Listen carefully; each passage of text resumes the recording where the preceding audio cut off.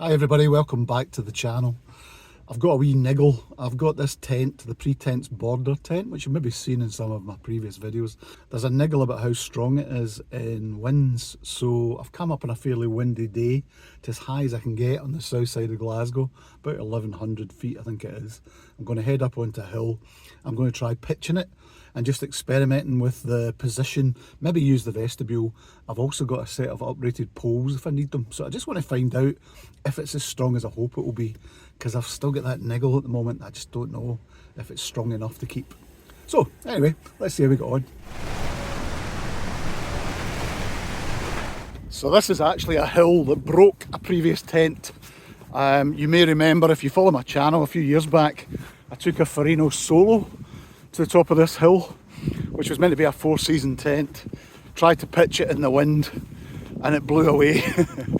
It tore a guy line right off the body of the fly sheet and the whole thing just disappeared. Managed to find it, but it needed a repair, which kind of dented my confidence a wee bit. So I'm hoping we don't have a repeat of that today. So it's breezy, not ridiculous, but breezy.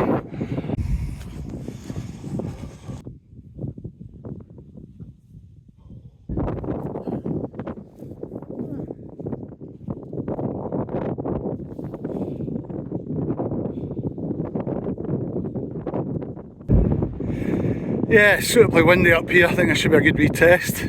That's looking north over Glasgow.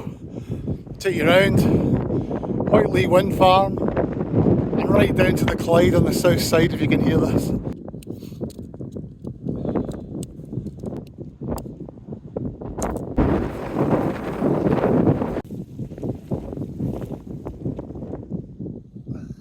The last time I tried to do this, the tent was off.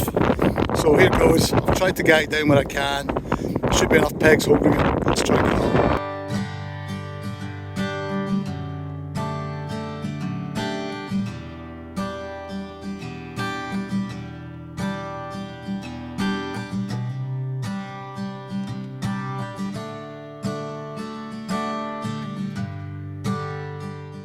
It's kind of up without being properly sorted. As you can see, it's bowing into the door there quite a bit, which is what I expected. But I'll just try and tighten everything up as it stands and just see how it looks. I'm getting zip creep here. You can see here, it really needs to be locked off or have something sewn onto it. That's not so good. I need to think about that. So the wind is basically coming in pretty much on here. Door side is the way I thought I would do it. And just test it first of all without the vestibule, and then we'll pop the vestibule on it and try that as well. I hope you can hear me with the wind noise. Sorry about this, guys. So yeah, just show you around. Back's no problem, but you see that's quite a big panel. If that was into the wind, I think that would be bowing quite badly. This guy, I've added 2 extra guys on the outside here just to pull the side panels out. Not so sure it needs it. Actually, I might pop those out and just try it without. So what I've done is I've taken the side guy lines that I added out on it. It's actually making no difference because the wind is just so directional from right to left. So yeah, not essential at the moment, but if the wind was to tack, I'd want them on there. Let's get inside and just see how it feels from the inside. Certainly does. Whoa. So I haven't actually measured the winds yet. I will do that in a minute on my app, which is not particularly scientific.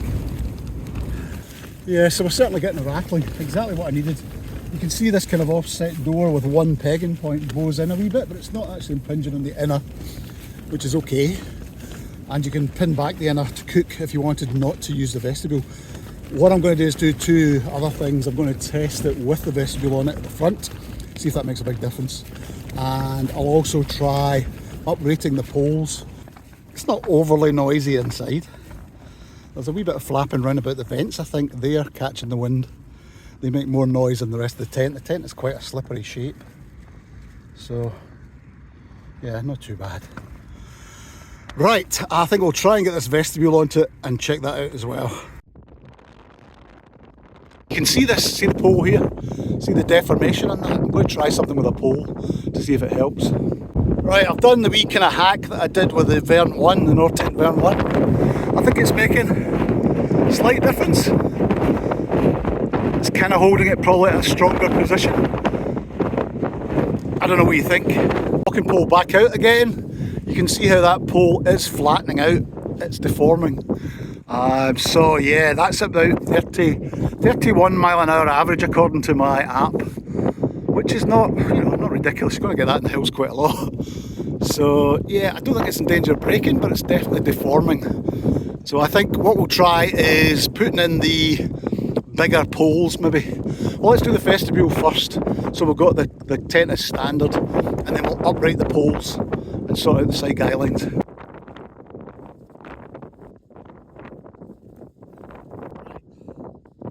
Now we've got to try and feed the poles in. Right, these poles have got to go on at 135. Right, let's get these in place. Things you do for YouTube. Thank God for duck pegs. That really takes so much strain off the front of the body and the flexing of the poles. It just cuts like a knife. I'll try and show you around here. You can see how much better. Well, I hope you can see how much better that is. It just becomes a much more stable tent. That's very interesting actually, because it kind of suggests I was going to try and use the tent without the vestibule quite a lot, but in terms of strength, ultimately if you're in the mountains, you definitely want to take that with you and use your poles. I've kind of got used to now still using this front guy line, which I thought the porch would stop you using, but it doesn't really. You can still use it. You just have to let it slide under the porch. Not too bad. As I say, run about 30 mile an hour, 31 mile an hour average, gusting to about 40. This is just bomber. It's just, yeah, it's a totally different tent. There's far less stress on the pole here. Well, the wind is coming in just slightly off centre towards you here. Yeah, it's just none of the bowing. Yeah, much happier with this. It was struggling a wee bit. So these pockets are just velcroed around the handles of my poles, and it's all Kevlar Dyneema reinforced here. I think actually what I'll do is let's take the vestibule off. We know it'll work. It's working already with the DAC 8.5 or 8.7 mil ones. It's absolutely fine in 30 mile an hour winds. Let's pop the vestibule off again and let's beef up the poles and get a test with those in.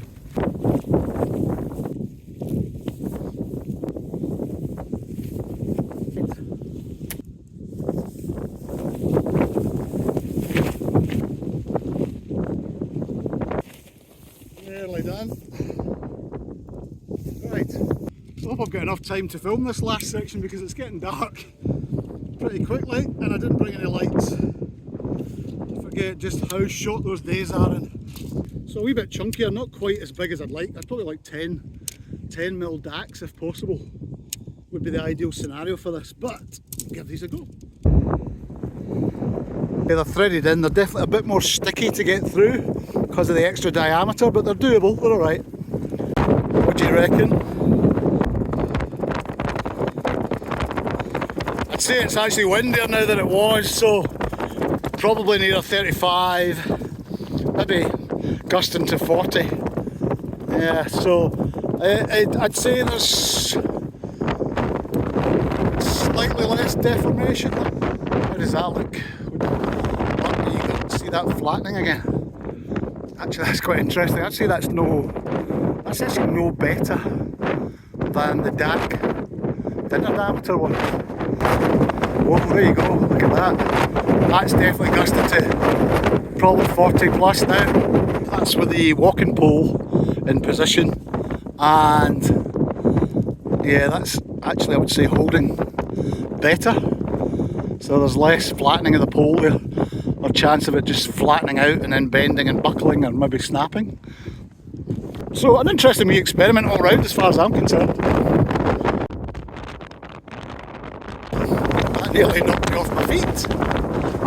Yeah, so probably gets gusting well above 40, I would say. So there you go, that's what I'd probably end up doing now in high winds. It's definitely getting stronger now. And I'm not too happy about the zip creep here.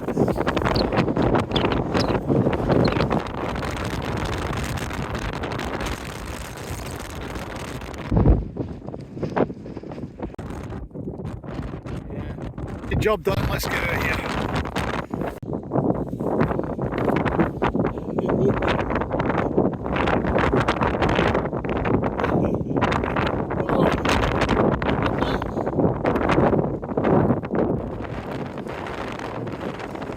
Nearly down. Oh! Maybe not the most scientific test in the world, but actually fairly practical from my point of view, just to see what the shortcomings were. 31 mile an hour average, 40 plus I would say. Just the hacks with the walking poles seem to work, and the vestibule really seemed to work. But anyway, I'm going to head down the road and get dried out actually because the rain came on there and I've not got the right jacket on. So thank you for watching. If you liked the video, please give us a wee like. And if you haven't subscribed before and just found the channel by accident or whatever, there's about 300 odd videos out there that hopefully some of them will be of interest to you. So please subscribe, much appreciated.